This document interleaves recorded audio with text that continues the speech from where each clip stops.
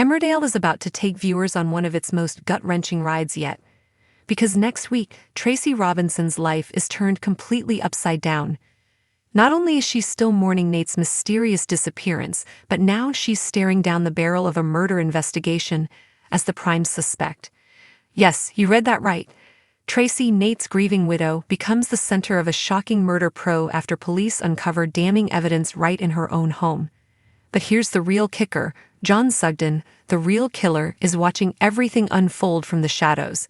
Silent, calculating, and possibly setting her up.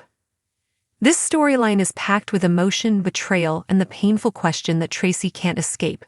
Will she go down for a murder she didn't commit? A widow's world collapsing.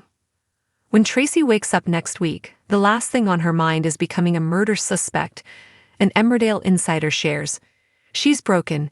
She's been trying to make sense of Nate's disappearance for months, still hoping for answers, still desperate for closure. But closure isn't what she gets. Instead, the police suddenly zero in on her, forcing Tracy to defend herself, and in doing so, she unknowingly digs herself into a deeper hole.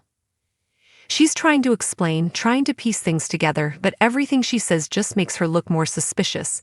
You can literally see the panic rising in her eyes. And while Tracy is scrambling to prove her innocence, someone else in the village is secretly breathing easier. John Sugden, who accidentally killed Nate and has been hiding the truth ever since. Cain Dingle under fire, then turns the tables. Initially, all signs point to Cain Dingle. Nate's relationship with his father was on the rocks when he left the village. A huge fight and bad blood between them made Cain an easy target for suspicion.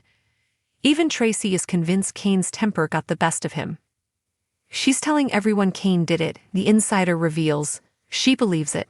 It's the only thing that makes sense to her at the time. But soon the police bring in John Sugden, not as a suspect, but as someone who might remember key details from the day Nate was supposed to head off to Scotland.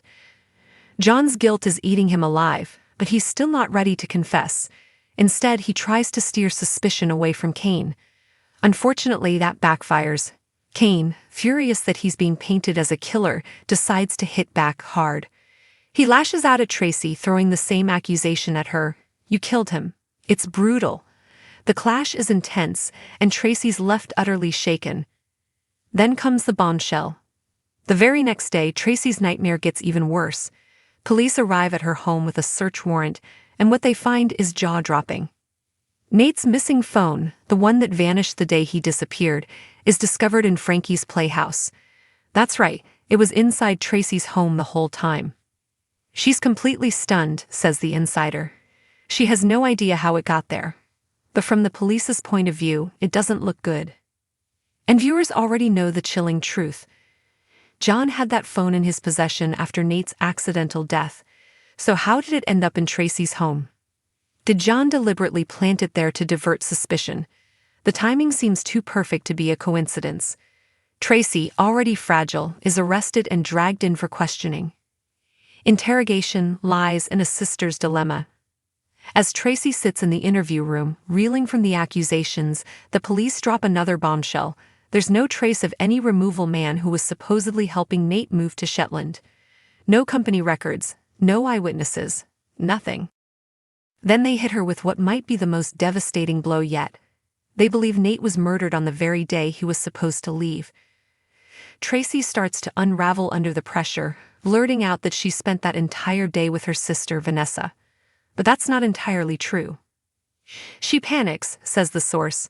She's grasping at straws, trying to protect herself, and suddenly she's asking Vanessa to lie for her, to say they were together the whole day. Vanessa is torn. She loves her sister. She knows Tracy is not a killer, but making a false statement to the police, that's a huge risk. Vanessa's heart breaks seeing Tracy like this, but she knows how serious this is. One lie and both of them could go down. Can Vanessa save her sister, or will the truth sink them both? As D.S. Walsh closes in, pressing Vanessa for an official statement to back up Tracy's alibi, the entire village starts buzzing. Whispers, judgmental glances, doubt. It all starts to build. Everyone is asking the same question. Could Tracy really be capable of murder? Vanessa faces an impossible choice: protect her sister and risk her own freedom, or tell the truth and watch Tracy get dragged deeper into the quicksand. And all the while, John Sugden remains in the background, consumed by guilt but unwilling to come clean. Is he really willing to let an innocent woman take the fall just to protect himself? A twisted turn no one saw coming. This Emmerdale storyline is everything fans could hope for: intense, emotional, morally complicated, and totally gripping. Tracy Robinson's world is collapsing around her.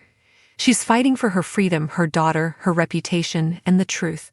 But with every move she makes, it seems the net tightens just a little more.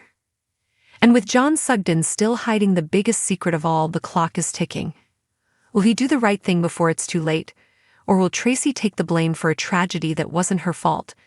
One thing's for sure: next week in Emmerdale is going to be unforgettable.